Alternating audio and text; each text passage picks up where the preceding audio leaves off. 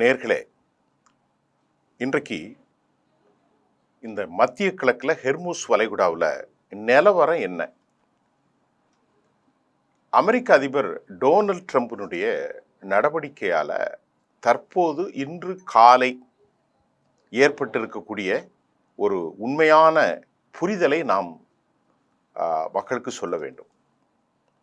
அமெரிக்க அதிபர் உலகில் மிக அதிக பொய் சொல்பவராக அவர் மாறியிருக்கிறார். அது மிக முக்கியமான ஒன்றாக இருந்தாலும் அவருடைய பேச்சில் எந்த விதமான தெளிவும் இல்லாத ஒரு மனிதராக, பொய்களை மட்டுமல்லாமல் அபாண்டத்தையும் அல்லது வரம்பற்ற பேச்சுக்கும் உரித்தான ஒரு தலைவராக உலக வரலாற்றில் அவர் மாறியிருக்கிறார். இந்த போரின் மூலம் இது அமெரிக்காவுக்கு ரொம்பவே மிகப்பெரிய பின்னடைவு, அவமானம் என்று நாம் சொல்லவில்லை. 70 விழுக்காடான அமெரிக்க மக்கள் இவருடைய போக்கை எதிர்க்கிறார்கள் என்பது ரொம்ப முக்கியம். அமெரிக்கா இப்போ இந்த போரை அவர்கள் ஹெர்முஸ்ல இந்த நெருக்கடியை கொடுத்து வந்த காரணம் என்ன? நம்ம ரொம்ப முக்கியமாக அதை பார்க்கத்தான் வேணும்.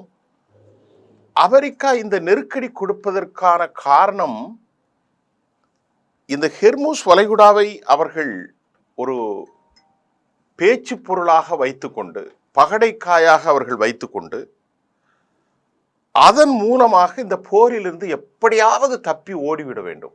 நல்லா கவனித்துக் கொள்ளுங்கள், அமெரிக்கர்களுடைய திட்டம் அதுதான். ஏனென்று சொன்னால், ஈரானை எதிர்த்து வெற்றி பெறுவது சாத்தியமே இல்லை என்பதை அமெரிக்காவினுடைய முன்னாள் ஆலோசகரும் மிக முக்கிய போர்ட்போலியோவினுடைய அங்கமாக இருந்த ஜான் கெர்ரி என்ன சொல்லிட்டாருன்னு சொன்னா, ஒருபோதும் நீங்கள் ஈரானை வெற்றி பெற முடியாது.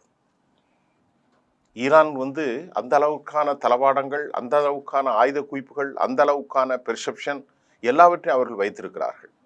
ஈரான் ஒரு மிக வெல் ப்ரிப்பேர்டு, தயாராகக்கூடிய ஒரு கண்ட்ரி. அவர்களை நீங்கள் வெற்றி கொள்ள முடியாது. அவர்களுக்குள்ள தனியாக எல்லா சாதனங்களும் இருக்கிறது என்பதை அமெரிக்காவுக்கு நன்கு உணர்ந்து விட்டதால், இப்ப அமெரிக்கா என்ன செய்யுது அப்படின்னா, எப்படியாவது போய் சாட்சிக்காரன் காலில் விழுவதை விட சண்டைக்காரன் காலில் விழுந்துடலாம், உடனடியாக இந்த போரை நிறுத்துப்பா அப்படின்னு சொல்லி கடுமையான ப்ரெஷரை கொடுக்குறது. யாருக்கு? அமெரிக்காவுடைய கையால் தானே பாகிஸ்தான். கடுமையான ப்ரெஷர்.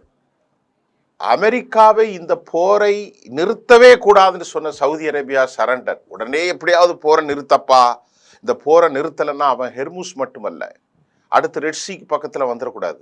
அது வந்துருச்சுன்னா, செங்கடலில் வந்துருச்சுன்னா எனக்கு இருக்குதும் கெட்டு போயிடும் அப்படின்னு ஓலம் எடுக்கிற ஒரு ஒப்பாரி தன்மை. இதுதான் உண்மையான நிலை. ஆனால் ஈரான் என்ன சொல்லுதுன்னா, எங்களுக்கு இழப்பதற்கு இனி ஒன்றும் இல்லை. தேசத்தினுடைய பெரிய கட்டமைப்புகளை இவர்கள் நொறுக்கிவிட்டார்கள். 27 லட்சம் கோடி நஷ்டம் கேட்குதுங்க ஈரான். தலைவர்களை கொலை செய்தார்கள், கட்டமைப்புகளை கொலை செய்தார்கள், பாலங்களை அழித்தார்கள். அதெல்லாம் நாங்கள் கவலைப்படவில்லை. எங்களுடைய லட்சியத்தில் இறுதி வரை போர். இப்போ இந்த இறுதி வரை போரில் அமெரிக்காவுக்கு நிலைமை அப்படி இல்லை. அமெரிக்கா இப்பொழுது அவர்கள் கையிலே இருக்கக்கூடிய எல்லாவற்றையும் பயன்படுத்தி விட்டார்கள். எல்லா விமானங்களும் அவர்களிடத்தில் அழிந்தது. அதை பற்றி நான் தனியாக தருகிறேன். இப்போது அமெரிக்காவிடத்தில் இருப்பது ஒன்று, ஹெர்முஸை ஏற்படுகிற ஒரு பேனிக். அமெரிக்காவுடைய நிலைமை இப்போ எப்படி இருக்குன்னா, நம்ம ஊரில் ஒரு பழமொழி சொல்லுவாங்க, யானை கால் இருக்கிற ஒருத்தனுக்கு யானை கால், அதை வைத்துக்கொண்டு மிரட்டி கொண்டே இருப்பான். இந்த கடையிலே வேலை பார்க்கக்கூடிய அந்த முதலாளி கல்லாவிலே அமர்ந்து கொண்டு, டேய் ஒழுங்கா வேலை பாரு, இல்லைன்னா மிதிச்சிருவேன் அப்படின்னு சொல்லுவான். இவன் பயந்து போய் வேகமாக வேலை பார்த்தான். ஒரு நாள் முதலாளி காலை வைத்து மிதித்து விட்டான். கால் புஷ்ஷென்று போய்விட்டது. வேலைக்கார பையனுக்கு இவ்வளவுதானா, பார்க்கிறதுக்கு எவ்வளவு பெரிதாக இருந்தது, எந்த மாதிரி ஒரு நிலைக்கு அமெரிக்கா அன்னைக்கு தள்ளப்பட்டு விட்டது. எல்லாமே புஷ்வானமாகிவிட்டது. அமெரிக்காவுடைய விமானங்கள், அமெரிக்காவுடைய ஏர் டிஃபென்ஸ் சிஸ்டம், அமெரிக்காவினுடைய ரேடார் சிஸ்டம், அமெரிக்காவுடைய எலக்ட்ரானிக்ஸ் வார்ஃபேர் சிஸ்டம், அமெரிக்காவுடைய தரைப்படை, அமெரிக்காவுடைய பேச்சு, அமெரிக்காவுடைய மின்காந்த அலைகள், அமெரிக்காவுடைய சேட்டலைட் தொழில்நுட்பங்கள், அமெரிக்காவுடைய கப்பல் தொழில்நுட்பங்கள், அமெரிக்காவுடைய மிசைல், எல்லாம் எல்லாம் எல்லாம் எல்லாம் எல்லாம் அழிந்து போய்விட்டது. எல்லாம் வீணடிக்கப்பட்டு விட்டது. இப்போ இந்த நேரத்தில் அமெரிக்காவுக்கு இருக்கிற ஒரே துருப்புச்சீட்டு பாகிஸ்தான், அமெரிக்காவுக்கு இருக்கக்கூடிய ஒரே துருப்புச்சீட்டு ஹெர்முஸ். இப்போ அமெரிக்கா என்ன நடக்கிறதுனா, இன்றைக்கு 17ஆம் தேதி என்றால் இன்னும் 4 நாட்களில் போர் முடிந்துவிடும். அப்படி போர் முடிந்து விட்டால், அதாவது போர் முடிந்து விடும் என்றால் அந்த சமாதானத்திற்கான சீஸ்பயருடைய காலம் 2 வாரம் ஈரானோடு. அது 21ஆம் தேதி அது முடிந்து விட்டால் மறுபடியும் மீண்டும் தாக்குதலை ஈரான் ஆரம்பித்து விடும். ஈரானுக்கு ஒன்றும் பிரிதல்ல, ஈரானுக்கு இனி இழப்பதற்கு ஒன்றுமல்ல, இருப்பதையெல்லாம் அடிப்பார்கள் இன்னும் பல மாதங்களுக்கு, இன்னும் பல வருடங்களுக்கு. இன்றைக்கு கூட நமக்கு கிடைத்த தகவல், கஷ்பியன் வளைகுடாவிலிருந்து வருகிற அந்த அளவிற்கான வாகனங்களில், அந்த அளவுக்கான கப்பல்களில் வரப்படுகிற ஆயுதங்கள், ஆயுத களஞ்சியர்களை கொண்டு 24x7 அவர்கள் பலர் உருவாக்கி கொண்டிருப்பதாகவும் செய்திகள் வருகிறது. அமெரிக்காவினுடைய அதிபர் இன்று காலை சொல்கிறார், நாங்கள் தனித்து விடப்பட்டோம், யாரையும் நம்புவதற்கு தயாராக இல்லை. விரக்தியின் உச்சகட்டத்துக்கு சென்று விட்டார், விரக்தியின் உச்சகட்டத்துக்கு சென்று விட்டார். இப்ப நம்ம செய்தியை கரெக்டா சொல்லணும். அமெரிக்கா நடவடிக்கைகள் பிடிக்குமா, எங்களுக்கு பிடிக்காதா என்பதையெல்லாம் தேவையில்லை. ஒரு செய்தியாளனாக சரியாக சொல்ல வேண்டும் என்றால், அமெரிக்கா எல்லாவற்றையும் இழந்து விரக்தி அடைந்த நிலையில் இன்றைக்கு கை சேதப்பட்டு தனித்து நிற்கிற ஒரு நாடாக அது மாறி இருக்கிறது. பொருளாதாரத்திலும் அவர்கள் கிட்டத்தட்ட 250 பில்லியனை இழந்து போய்விட்டார்கள். அதே மாதிரி மிக பெரும் சேதாரத்தை இஸ்ரேல் இழந்திருக்கிறது. 6 லட்சம் 5 லட்சம் கோடிகள் மட்டும் இழந்திருக்கிறார்கள் இந்த போருக்கு. அதை மட்டுமல்ல, இஸ்ரேலுடைய அந்த நாட்டின் உட்கட்டமைப்புகளை கணக்கிடால் அது கிட்டத்தட்ட 100 பில்லியனை தாண்டும் என்றும் சொல்லப்படுகிறது. அந்த அளவிற்கான சேதாரம் இஸ்ரேலுக்கு உள்ள மட்டும். இப்ப அமெரிக்காவுக்கு எப்படியாவது இந்த ஹெர்மூஸை அவர்கள் பயன்படுத்தி, ஹெர்மூஸில் ஒரு தடை ஏற்படுத்துவதை போன்று ஒரு மாயப்பிம்பத்தை அவர்கள் உருவாக்கி அதிலிருந்து தப்பிவிட வேண்டும் என்றுதான் அமெரிக்கா விரும்புகிறது. அதற்கான நடவடிக்கைகளைத்தான் இப்போது பாகிஸ்தானை தூண்டிவிட்டு, பாகிஸ்தானிடத்தில் எப்படியாவது பேச்சுவார்த்தை நடத்து என்று பாகிஸ்தானுடைய அசீம் முனீர் அவசர கோலத்தில் அவர் பரப்புகிறார். விமானத்திலே துருக்கிக்கு போறார், பாகிஸ்தானிலிருந்து ஈரானுக்கு போறார், அமெரிக்காவுக்கு போகிறார், சவுதிக்கு போகிறார், கத்தருக்கு போகிறார். எங்கெல்லாம் கத்தரில அவருக்கு விமானங்கள் எல்லாம் மாலை போட்டு வரவேற்கிறது. மாலை போட்டு வரவேற்கக்கூடிய அளவுக்கு அசீம் முனீர் பெரிய ஆளாயிட்டாரு. அப்படி அல்ல, எதை தின்றால் பித்தம் தீரும் என்ற நிலைக்கு இன்றைக்கு அமெரிக்கா வந்துவிட்டது. நான் சொல்லவில்லை, உண்மையான காட்சிப்படுத்துகிறேன். ஆக அமெரிக்காவினுடைய கைகளில் இன்னும் இருக்கக்கூடிய 4 நாட்களில் போர் நிறுத்த ஒப்பந்தம் முடிய போகிறது. 14 நாட்கள். அதற்கு பிறகு 14 நாட்கள் முடிந்த பிறகு ஈரான் பயங்கரமான தாக்குதலை நடத்த போகிறார்கள். அந்த கடுமையான தாக்குதலில் ஹெர்மூஸ் வளைகுடாவில் இருக்கக்கூடிய ஆன்டிஷிப் மிசைல்ஸ் முழுமையாக அமெரிக்க கப்பல்கள், அமெரிக்காவினுடைய USS Tripoli, USS Abraham Lincoln, USS என்ன கப்பல் இருந்தாலும் சரி, ஜார்ஜ் புஷ் வருது, எந்த புஷ் வந்தாலும் சரி, அவர்கள் அடித்து நொறுக்கி விடுவார்கள். இதுதான் உண்மை. அதனால எப்படியாவது அதிவேகமாக பிரச்சனைக்கு தீர்வு காண வேண்டும் என்று கீழே விழுந்து மீசையில் மண் ஒட்டாத கதையாக ஹெர்மூஸை நாங்கள் முடக்கிட்டோம், ஈரான் எங்களோட சமாதானம் வருகிறது, சீனா எங்களுக்கு ஒப்பந்தம் கொடுத்து விட்டது என்று உளறல் வாயனாக இன்றைக்கு அவர் மாறியிருக்கிறார். 80 வயதில் உளறி கொண்டிருக்கிறார். புத்தி இல்லாமல், மறக்கடித்த நிலையில், என்ன பேசுவதென்று ஒரு தெளிவற்ற மனநிலையில் இல்லாமல் அமெரிக்க அதிபர் இவ்வளவு குளறுபடியாகுவது உலக வரலாற்றில் இது ஒரு முதல் தடவை அல்ல, முதலான தடவை மட்டுமல்ல, இனி எப்போதும் இப்படி நடக்காது. உலகம் இப்படிப்பட்ட ஒரு தேசிய தலைவனை, அந்த நாட்டிற்கான தேசிய தலைவனை அந்த நாடும் இனி காணப்போவதில்லை. ஆகவேதான் இப்பொழுது பரபரப்பாக ஹெர்மூஸை பற்றி அவர் பேசிக்கொண்டே இருக்கிறார். இதற்கு இடையில சீனா மிகுந்த பதட்டத்தில், அமெரிக்கா சீனா இடையான பதட்டம் தொடருது. சீனா என்ன சொல்லுது? 45 லட்சம் கோடி ரூபாய் எங்களுக்கான ஒப்பந்தம். ஈரானுடனான வர்த்தக நடவடிக்கைகளை நீங்க தடை செய்தீர்கள், அமெரிக்கா மீண்டும் குழப்பத்திலே இருக்கிறார்கள். 20க்கு மேற்பட்ட கப்பல்கள் ஹெர்மூஸ் ஜலசந்தி பகுதியில் பயணித்து, அதுவும் எண்ணெய் பேரல்கள் கொண்டு செல்லும் நிலையில் சில கப்பல்களை அமெரிக்கா தடுத்திருக்கிறது. சீனா கடுமையான பதட்டத்தில் உள்ளது. சீனாவுக்கு செல்லக்கூடிய எண்ணெய் பேரல்கள் அது தடுக்கப்பட்டால் அதன் மூலமாக பதட்டம் அதிகரிக்கக்கூடிய நிலையில் இப்போது நிலைமை மாறி உள்ளது குறிப்பிடத்தக்கது. சீனா உலகில மிகப்பெரிய கடற்படை கொண்ட தேசம். 200க்கும் மேற்பட்ட கப்பல்கள், சீன கப்பல்கள் இங்கு வந்துவிட்டால் 200க்கும் மேற்பட்ட கப்பல்களை சீனாவிடம் உள்ளது. அந்த கப்பல்கள் இனி தாக்குதலை நடத்தினால் அமெரிக்கா சின்ன பின்னமாகிவிடும். இந்த பதட்டத்தில் தான் அவர்கள் பாகிஸ்தான், யுஏஇ, ரஷ்யா மற்றும் ஸ்பெயின் பிரதமர் ஆகியோர் இப்பொழுது சீனாவுக்கு விசிட் அடித்து பேச்சுவார்த்தை நடத்தி வருவதாக தகவல்கள் வெளியாகி இருக்கிறது. எல்லாருமே சீனாவுக்கு போய் ஏதாவது பிரச்சனை வந்துடக்கூடாது என்பதை நேற்று முன்தினம் அவர்கள் அங்கே விசிட் பண்ணார்கள். ஒரு பைத்தியக்காரன்ட்ட உலகம் சிக்கி போய்விட்டது, எல்லாம் சரி செய்ய வேண்டும் என்ற அடிப்படையில் இன்றைக்கு அவர்கள் அதை நடத்தி வருவதாகவும் நாம் அறிந்து கொள்ளக்கூடியதாக இருக்கிறது. ஏனால் அவர்கள் முடிவு அப்படித்தான் இருக்கிறது, தெளிவற்ற முடிவாக இருக்கிறது. அமெரிக்க அதிபர் அவர்கள் ஒரு தன்னை கட்டுப்படுத்த முடியாமல் விரக்தி அடைந்த நிலையில் அவர் பேசுகிறார். இவ்வளவு பெரியவர், இவ்வளவு வயதில் கூடினவர், இப்படியெல்லாம் பொய் சொல்லக்கூடாது.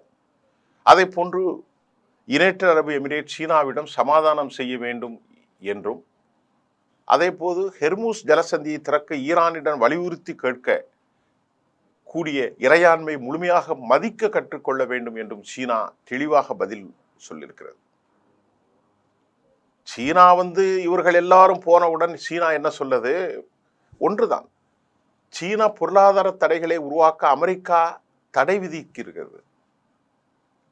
அந்த செய்திக்கு முன்னாடி சீனா என்ன சொல்லியிருக்குன்னா, முதல்ல ஒவ்வொரு நாட்டுக்கான சாவரினை அமெரிக்கா மதிக்கணுங்க அப்படிங்கிறதான் ஸ்பெயின் இடத்திலும் பாகிஸ்தான் இடத்திலும் ரஷ்யா எல்லா நாடுகளிடத்திலுமே சீனா வலியுறுத்தி வருது. எங்களுக்கு 45 லட்சம் கோடி ரூபாய்க்கு பிசினஸ் நடந்து கொண்டிருக்கிறது, எங்களுடைய வருமானம் மிக முக்கியமான இதுதான்.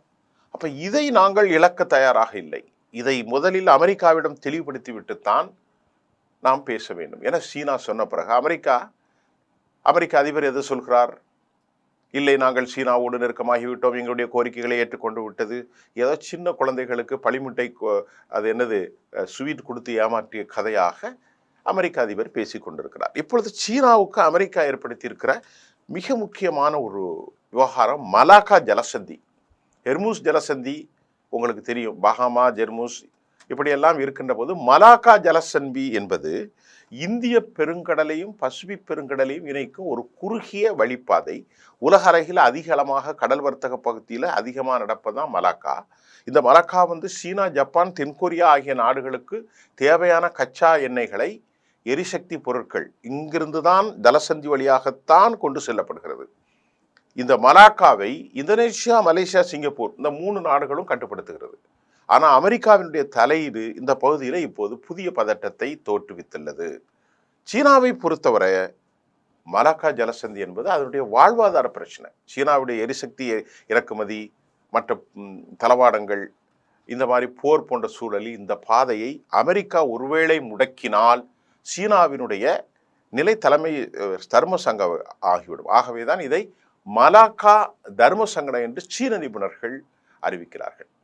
இப்ப சவுதி அரேபியா என்ன சொல்றதுன்னா, ஆரம்பத்தில் இந்த போரை நிறுத்த வேண்டாம், நான் ஏற்கனவே சொன்னேன் என்ற கடும் அழுத்தம் கொண்டதுல சவுதி அரேபியா, ஈரானை காலி செய்யுங்கள், ஈரானை காலி செய்யுங்கள், நிண்டகோலம், சயனகோலம். இப்போது கத்தர் மற்றும் ஓமன் போன்ற நாடுகள் நடுநிலை அல்லது பிராந்திய வல்லரசாக ஈரானுடன் கைகோர்த்து செல்வதற்கு முயலும் நிலை ஏற்பட்டிருக்கிறது. விவகாரம் முடிஞ்சு போச்சா? அமெரிக்காவுடைய பெரிய தலைமை இங்கதான் இருந்தது. இப்பொழுது பிராந்திய வல்லரசாக ஈரானை அவர்கள் ஏற்றுக்கொண்டிருக்கிற ஒரு நிலை வந்திருக்கிறது. அதே போன்று இப்போது F-15 ஸ்ட்ரைக் ஈகிள் மற்றும் A-10 வர்தாக் போன்ற அமெரிக்க போர் விமானங்கள் சுட்டு வீழ்த்தப்பட்டுள்ளதாக தகவல்களை நாம் ஏற்கனவே சொன்னோம். தற்போது அது உறுதி செய்யப்பட்டிருக்கிறது. இரண்டாவது, இந்த மேன்பேட் பேட் என்று சொல்லக்கூடிய ஷோல்டர்ல மனிதனால் சுமந்து செல்லக்கூடிய வான் பாதுகாப்பு சாதங்களை சீனா ஏர் டிஃபென்ஸ் சிஸ்டத்தையும் man portable air defence system என்பதை இப்பொழுது அவர்கள் வேறு 3ஆம் நாடுகளிலிருந்து அதிகமாக ஈரானுக்குள் அனுப்பி வருவதாக பாதுகாப்பு ஆய்வாளர்கள் தெரிவிக்கிற கருத்தும், இந்த தோளில் வைத்து ஏவப்படும் இன்ஃப்ராரெட் வழிகாட்டி ஏவுகணையாகவும் இது இருக்கிறது. இது ரொம்ப முக்கியம். சீனா ஆயுதங்களை கொடுத்து கொண்டே இருக்கிறார்கள். அதே போன்று சவுதி அரேபியா மற்றும் குவைத் பகுதியில் ஏற்கனவே அமெரிக்காவினுடைய KC-135 ஸ்ட்ராங்கர் மற்றும் E-3 சென்ட்ரி அவாக்ஸ் போன்ற முக்கியமான விமானங்களை காலி செய்து விட்டார்கள். இதெல்லாம் அவர்கள் காலி செய்து விட்டார்கள். யார்? ஈரான். இதனால ஏர் சுப்பீரியாரிட்டி இருந்த அமெரிக்கா இப்பொழுது எந்த விதமான ஏர் சுப்பீரியாரிட்டியும் ஈரானிடத்திலே காட்ட முடியவில்லை. அமெரிக்கா முழுமையான பாதுகாப்பில் இல்லை என்பது தெளிவாகிறது.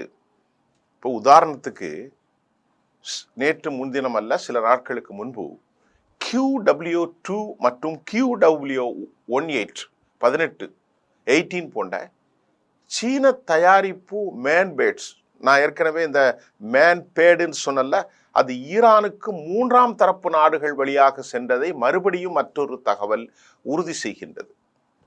அதே போன்று TEE-01B அதாவது இது என்ன சொல்றாங்கன்னா, எர்த்து அதாவது வியூவர்ஸ்ங்கிற ஒரு செயற்கைக்கோளம் மூலம் இந்த செயற்கைக்கோளை IRGCக்கு வழங்கிவிட்டார்கள் சீனர்கள்.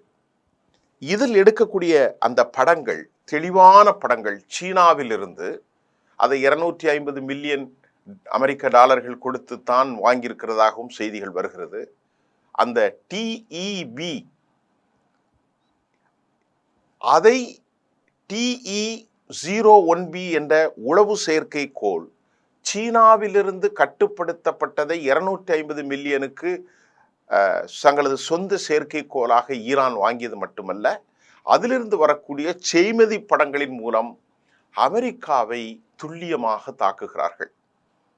ஒரே ஒரு உதாரணத்திற்கு அதை சொல்ல வேண்டால், அமெரிக்காவினுடைய அவாக்ஸ் விமானங்கள் F-35 அமெரிக்கானுடைய ஆட்கள் நின்றது, UAE எல்லாவற்றையும் காலி செய்தது இந்த துல்லியமான செய்மதி படங்கள் மூலம்தான். இந்த உதவியை சீனா செய்து கொண்டே இருக்கின்றது. அதே சமயம் F-35 லைட்னிங் 2 போன்ற 5ஆம் தலைமுறை விமானங்களுக்கு சவால் விடக்கூடிய அளவிலே ஈரான் தன்னுடைய தந்திரோபாயங்களை மேற்படுத்தி வருகிறது. அவங்க F-35B, F-35 ஸ்டெல்த் விமானம், F-35B லைட்னிங் 2 இதுக்கெல்லாம் சவால் விடக்கூடிய அளவில் ஈரானுடைய தொழில்நுட்பம் உயர்ந்த கதியிலே இருக்கிறது. நான் ஏற்கனவே நிறைய விமானங்களை சொன்னேன். அடுத்து ஒரு மிக முக்கியமான விஷயத்தை பாருங்க. MQ-9 and 200 MQ-9 என்கிறது ஒரு பெரிய செயற்கைக்கோள். இதுல ஒரு 12-11 அவங்க காலி செஞ்சிட்டாங்க. அதை விட MQ-4C ட்ரைட்டான், MQ-4C ட்ரைட்டான் ஃபால், இது இது ஒரு உளவு விமானம். ஏற்கனவே நான் இந்த செய்தியை 2 வாரத்திற்கு முன்பே சொல்லிட்டேன். ஹெர்மூஸின் மேலே நிலைப்படுத்தி வைத்திருந்தார்கள். MQ ட்ரிட்டான் 4C இதனுடைய விலை மட்டும் 1800 2200 கோடி. இதை அப்படியே 50,000 அடிக்கு மேல் பறந்து கொண்டிருந்ததை கீழே இறக்கி நாசம் செய்து விட்டார்கள். இது அமெரிக்காவுக்கு பெரும் சீரழிவு மட்டுமல்ல, பெரும் பின்னடைவு. இந்த செய்தியை ஏற்கனவே 2 வாரங்களுக்கு முன்பே ஈரான் அறிவித்த போதும் இப்பொழுது அமெரிக்கா அதை உறுதி செய்திருக்கிறது. ஆம், நாங்கள் இந்த MQ இழந்து விட்டோம்.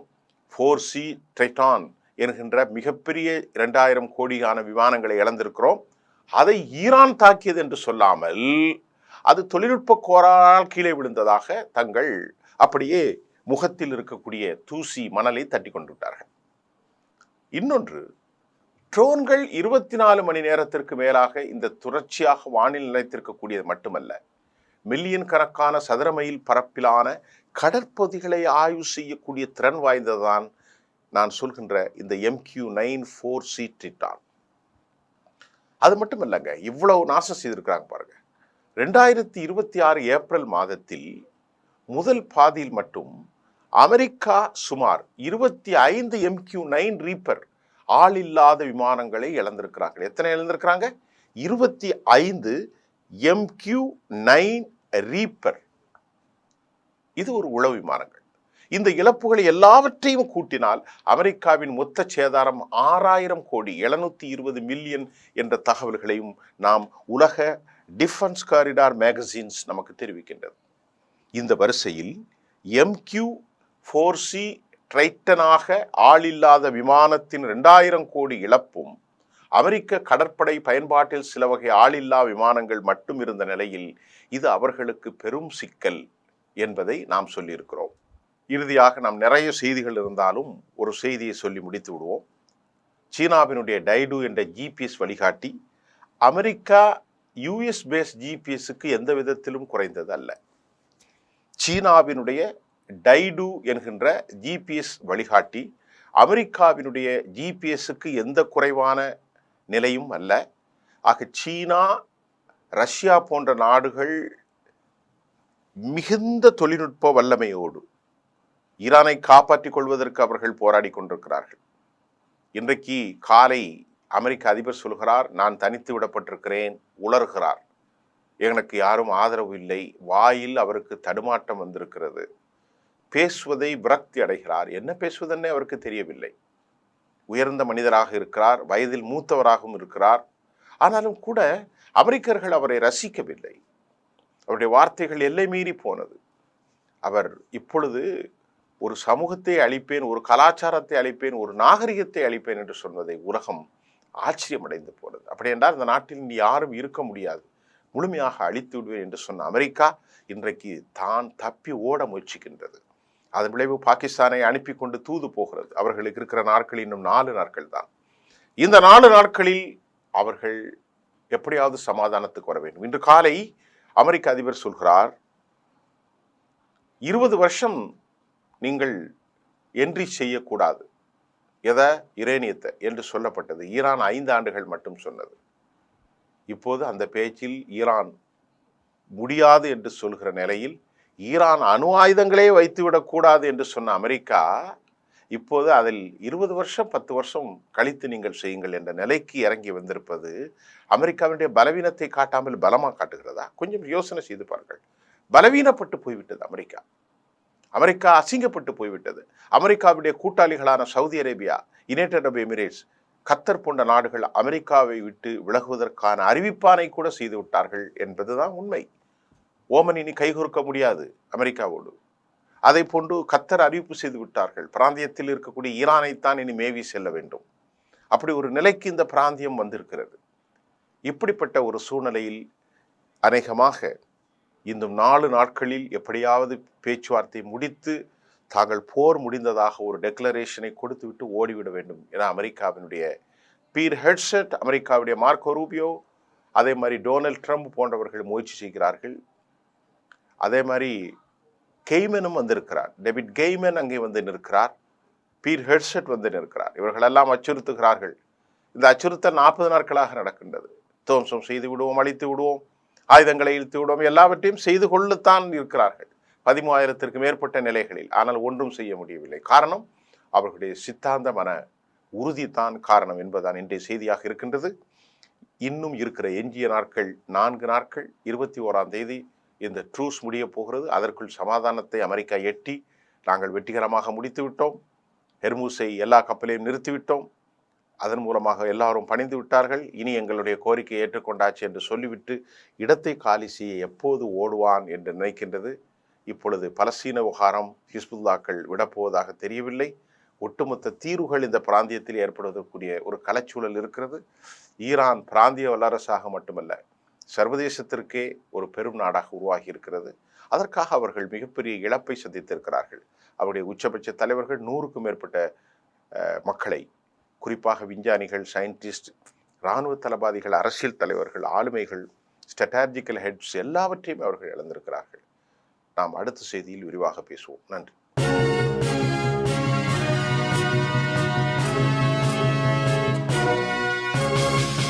ஓடி விளையாடு, ஓய்ந்திருக்கலாகாது.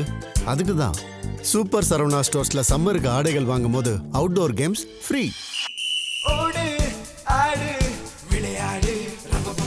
சூப்பர் சரவணா ஸ்டோர்ஸ் சம்மர் கோடையை கொண்டாடலாம்.